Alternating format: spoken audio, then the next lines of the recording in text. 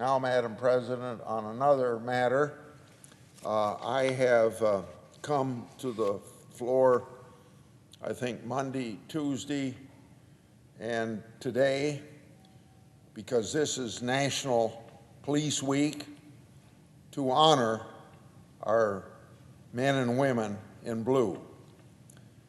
So, it started way back in 1962. Our nation has annually celebrated the lives and memory of men and women of law enforcement who were killed in the line of duty. The origins of National Police Week goes back nearly 50 years to President John F. Kennedy's proclamation that each May 15th be designated as National Peace Officers Memorial Day. Over the years, this single day has grown into a week-long opportunity to honor the sacrifices of our law enforcement professionals throughout America. Normally, tens of thousands of police officers, deputy sheriffs, state troopers, and others sworn to uphold the rule of law would have gathered here in our nation's capital. They would be participating in a host of events that both honor their fallen colleagues and celebrate their camaraderie. Unfortunately, the global virus pandemic continues to take its toll on nearly every aspect of life, with National Police Week events being no exception. So it's very disappointing to lose the opportunity to celebrate, as we have every year before last year, our community's heroes in this public way. Maybe next year it'll be back to normal. Rather than gathering in person along the National Mall, this year's events will include a virtual Candlelight Vigil.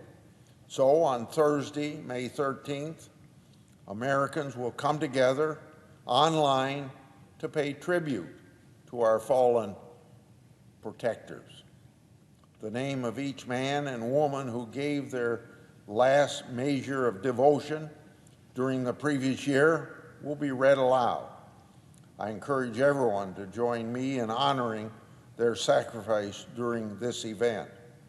Despite the impact of COVID-19 and the risk to their individual safety, men and women of law enforcement continue to steadfastly uphold their oath to serve and to protect. Pandemic or not, the National Law Enforcement Memorial remains a focal point of National Police Week.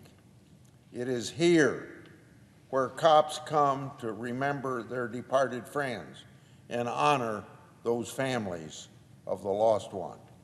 At the time of its dedication in 1991, the names of 12,000 local, state, and federal law enforcement officers killed in the line of duty dating back to 1786 were engraved onto that memorial. Each year, the curved stone walls are updated with the names of the recent falling.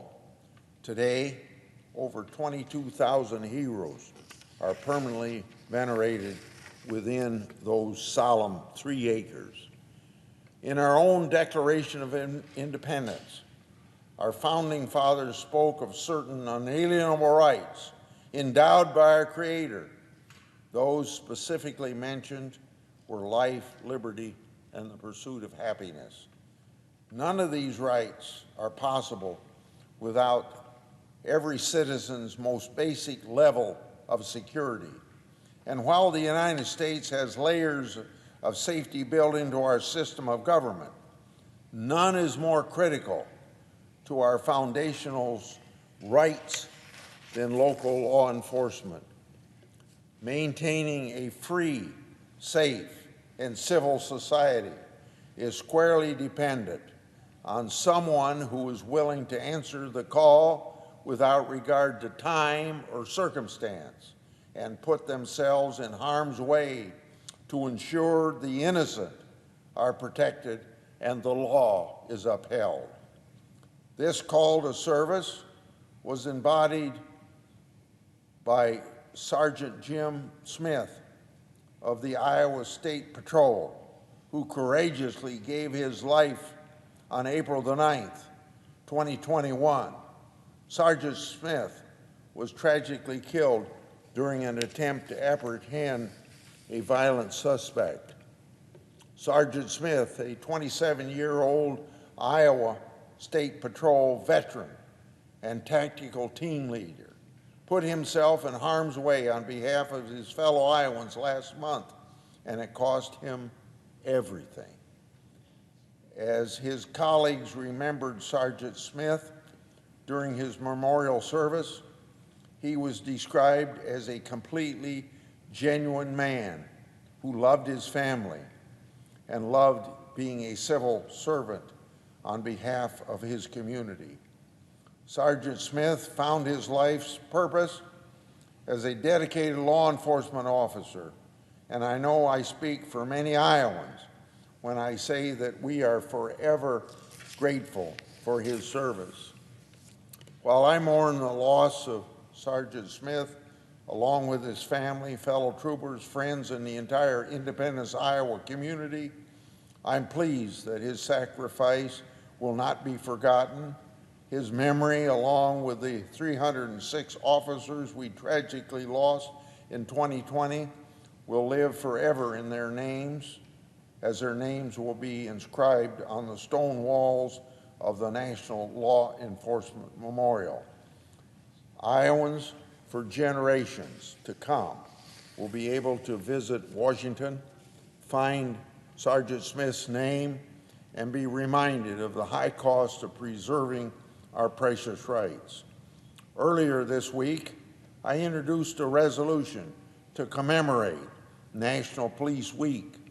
This resolution honors the brave men and women who put themselves in harm's way to make their communities a safer place.